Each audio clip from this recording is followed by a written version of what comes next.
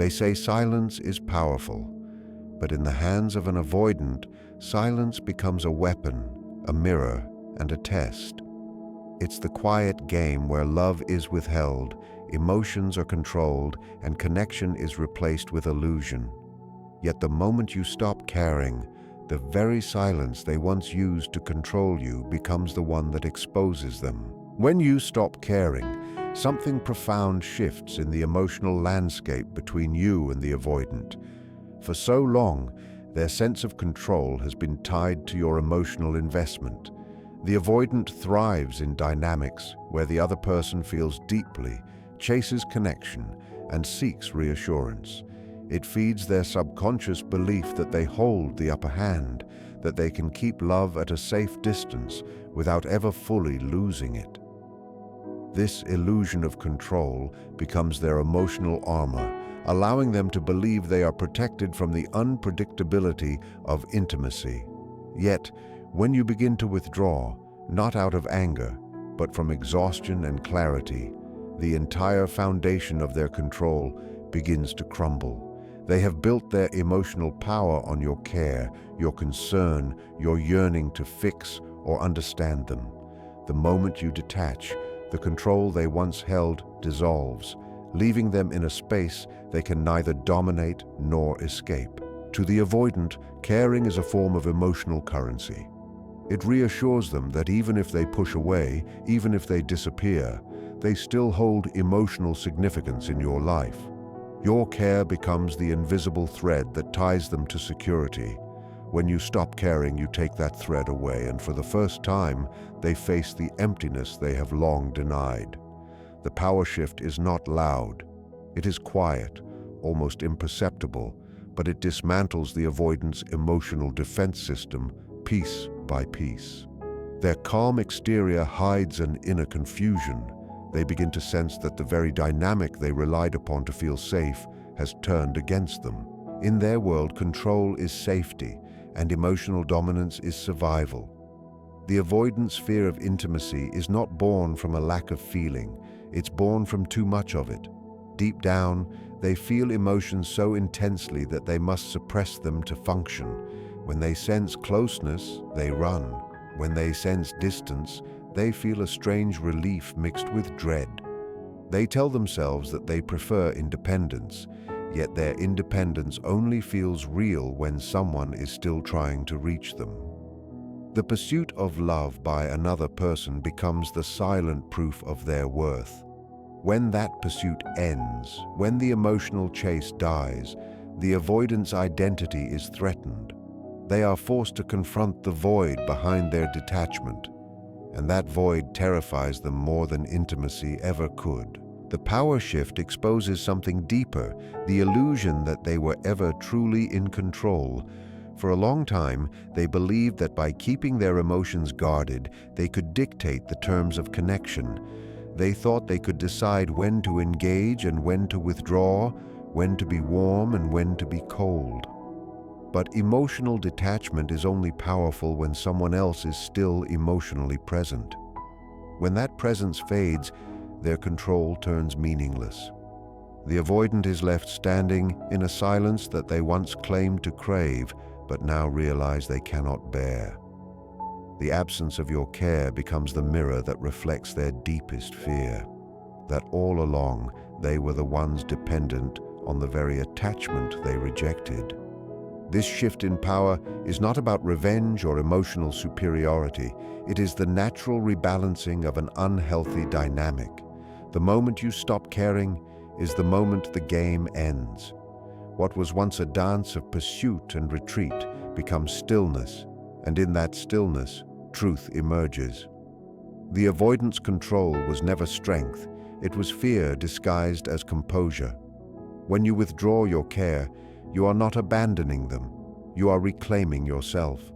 And though they may never admit it, that quiet act of emotional detachment becomes the most powerful moment in the entire connection, the moment when the illusion finally breaks, and they are left to face what they've spent their whole lives running from, the reality of their own emotional emptiness. When the avoidant senses that your care has faded, What appears to be calm detachment on the surface is often a storm beneath their silence. They may act unbothered, even indifferent, as though your withdrawal has little meaning. But inside, there is a quiet panic unfolding, a deep, unspoken fear that the emotional control they once held has slipped away. The avoidant's entire defense mechanism revolves around keeping love at a manageable distance. As long as they feel they can leave without consequence, they remain safe.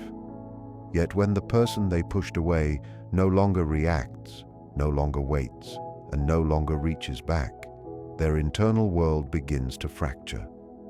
The very emotional distance they created to feel secure now becomes a prison that isolates them from the connection they secretly crave. Avoidants live in a paradox of longing and fear.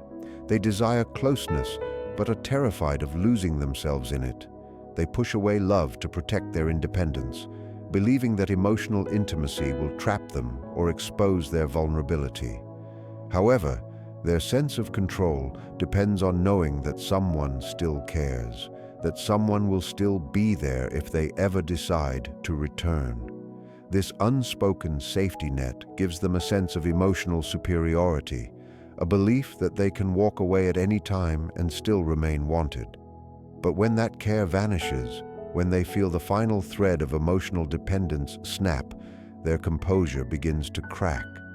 The silence they once valued now feels unbearable because it reflects not freedom, but the loss of significance. Inside the avoidant, panic begins to take the shape of confusion. They don't immediately recognize it as fear because they have learned to numb emotions that feel too intense. Instead, it manifests as irritability, restlessness, or an unexplainable sense of emptiness. The absence of your care triggers an internal alarm, a subconscious realization that the connection they once controlled no longer exists in the way they designed it. The stillness becomes unsettling. For the first time, they are forced to confront the consequences of their emotional walls. The defenses that once kept them safe now keep them trapped, unable to reach for what they've lost. Their silent panic is not about losing you as a person. It's about losing the emotional reflection that affirmed their importance. Avoidants often struggle with an underlying fear of abandonment, even if they mask it with pride or independence. When your care disappears, that fear surfaces in subtle, almost invisible ways. They may try to distract themselves, chase new experiences, or convince themselves that detachment is a sign of strength. But beneath those rationalizations lies an ache they cannot explain, a recognition that they have driven away the very warmth that made them feel alive. The emptiness becomes louder the more they try to silence it. This internal chaos is not easily visible to the outside world. Avoidants rarely show their panic openly because vulnerability feels like exposure. They may double down on their calm, posting serene images, speaking with cold certainty, or acting as though they've already moved on. Yet beneath this facade lies the truth. They are not calm, they are collapsing inward. Their stillness is a disguise for the emotional turmoil they refuse to name. The detachment that once protected them now reveals itself as isolation. They feel the distance as a loss of control, a reminder that they can no longer manipulate the emotional rhythm between them and the person who once cared deeply. The silent panic of an avoidant is perhaps one of the most tragic forms of emotional suffering because it is a pain they cannot express. To admit fear would mean admitting need, and to admit need would mean surrendering the illusion of independence that defines their identity. So, they stay quiet, appearing strong, while inside they wrestle with the very vulnerability they spent their lives avoiding. The more they try to convince themselves that they are fine, the more they realize that something vital has slipped through their fingers. And though they may never confess it, your indifference becomes the echo of everything they feared. Proof that emotional safety built on control was never safety at all, only avoidance dressed as strength. When the avoidant realizes that your care has genuinely faded, they often respond with a tactic that feels both confusing and disorienting: the trap of re-engagement. This is not the kind of return driven by newfound emotional maturity or genuine love. It is a psychological reaction to losing control over the emotional dynamic that once defined their sense of safety. The avoidant, who once seemed cold and detached, suddenly shifts their behavior in subtle yet striking ways. They may reach out unexpectedly, share nostalgic memories, or display vulnerability that feels uncharacteristic. These gestures are not accidental. They are calculated on a subconscious level to draw you back into emotional connection, not to rebuild the relationship, but to restore the balance of power they have lost. The re-engagement trap begins the moment your indifference becomes real enough to threaten their sense of influence over your emotions. At first, their approach might seem tender, almost redemptive. The avoidant may begin showing signs of warmth that were absent before, messages that seem thoughtful, questions that sound introspective, or sudden admissions of missing you. They may subtly remind you of your shared moments, using memory as a hook to pull at the remnants of your emotional attachment. These gestures often awaken old feelings, stirring your empathy or curiosity. It is their way of testing the waters to see if you still care, if they can still reach you emotionally. Yet behind this apparent softness lies an unspoken motive: the desire to confirm that they still matter, that they still have the power to affect you. Their vulnerability, though it may look sincere, is often a defense mechanism in disguise, an attempt to regain control through emotional reconnection. The avoidance re-engagement rarely stems from the desire to rebuild true intimacy. Intimacy, after all, is the very thing they fear most. What they crave is reassurance that they remain significant to you, that even after their withdrawal and detachment, you are still emotionally tethered to them. It is their way of validating their worth without risking genuine closeness.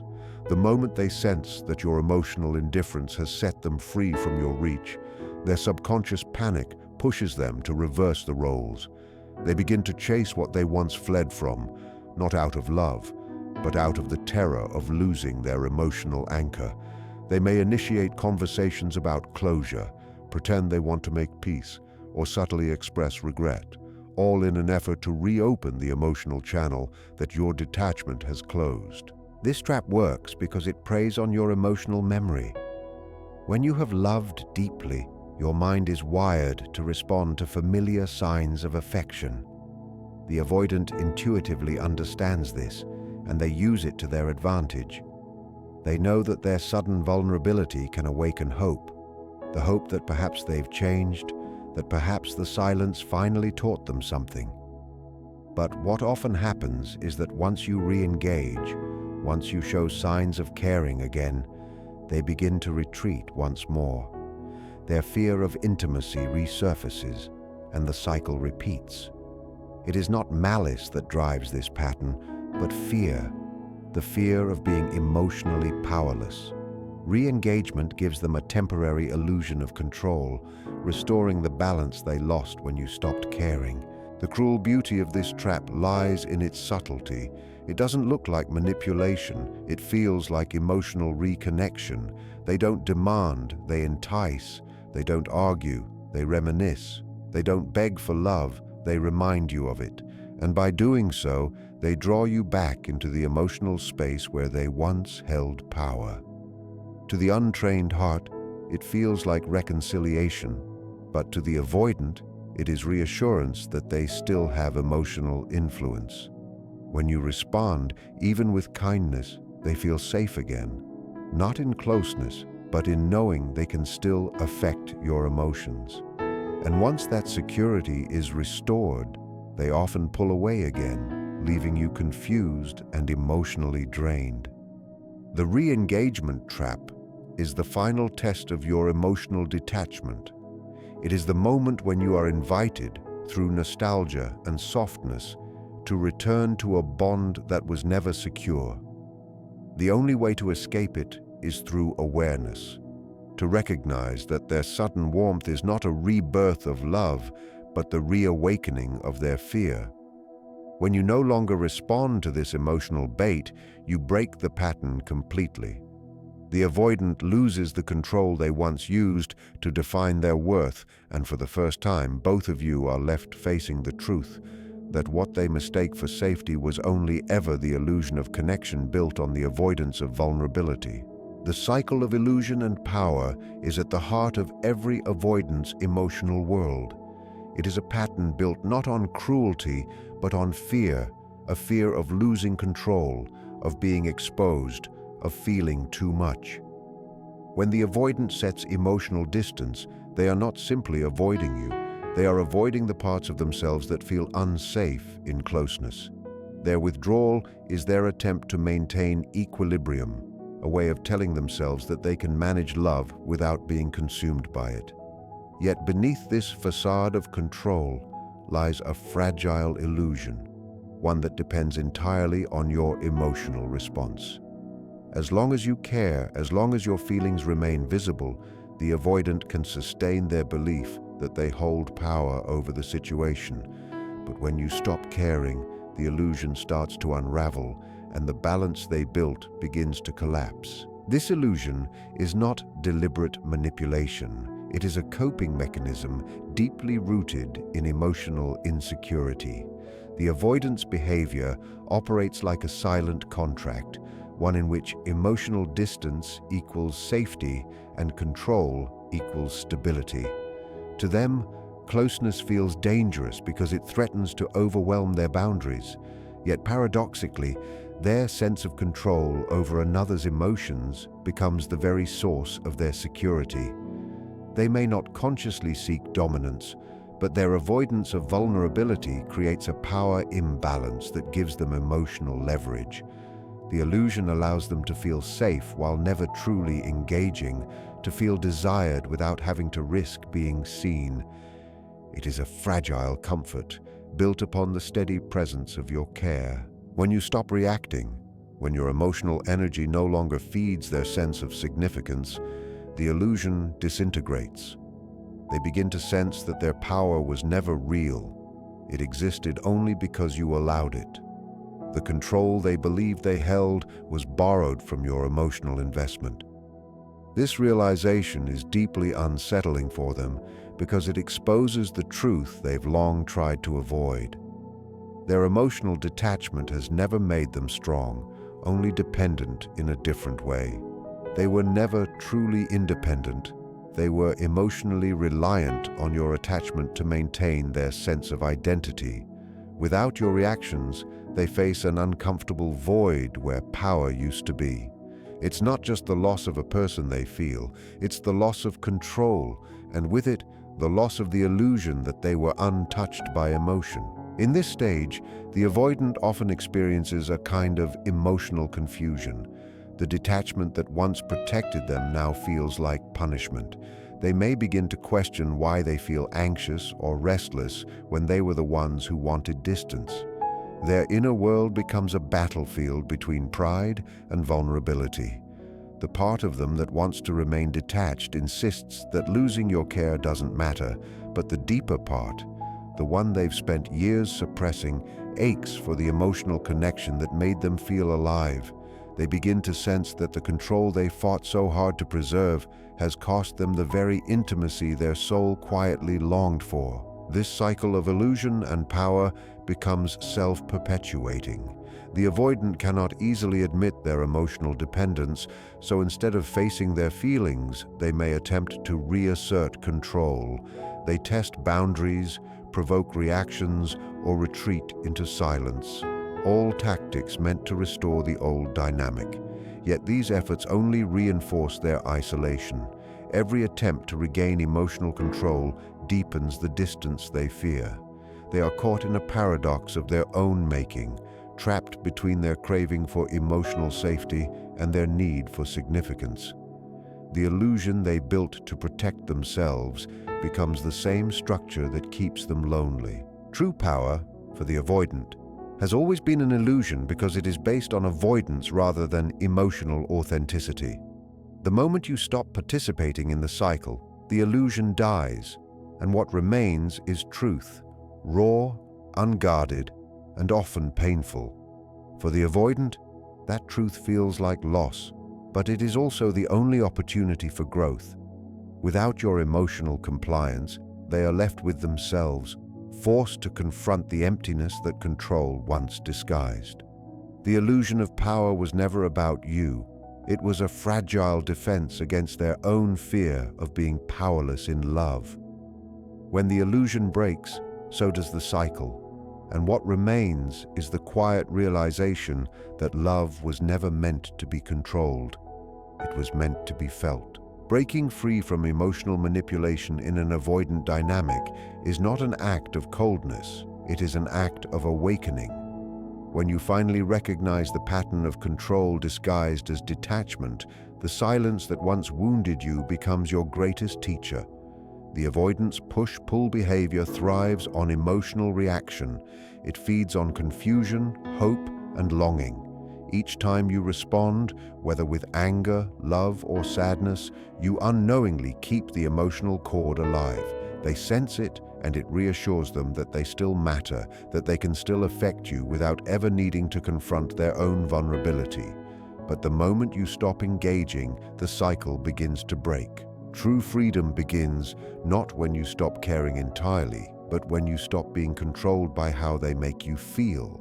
Emotional manipulation from an avoidant is often subtle, rarely malicious, and almost always unconscious. It's a pattern born from fear rather than cruelty. They may not even realize how their actions create confusion and dependency. Their distancing, mixed with brief flashes of warmth, keeps you emotionally uncertain, never sure where you stand, never sure when it's safe to love. This uncertainty binds you more tightly than promises ever could. It keeps you analyzing, hoping, waiting for clarity that never comes. The power of their control lies in this unpredictability, but once you see it for what it is, a pattern, not passion, you begin to reclaim your power. Awareness is the first step to freedom because it replaces emotional reaction with understanding. When you stop responding to their emotional cues, you remove the fuel that sustains their illusion of control. Your silence becomes stronger than their detachment. It is not the silence of avoidance, but of emotional sovereignty. You are no longer seeking validation or trying to decode their behavior. You are simply detached from the manipulation itself. This form of detachment does not come from bitterness, it comes from clarity. You understand that their distance, their withdrawal, their occasional re-engagement, none of it defines your worth. It is merely a reflection of their fear of closeness. In this awareness, you stop fighting for what was never truly about love, and you start protecting your peace. The process of breaking free is not sudden.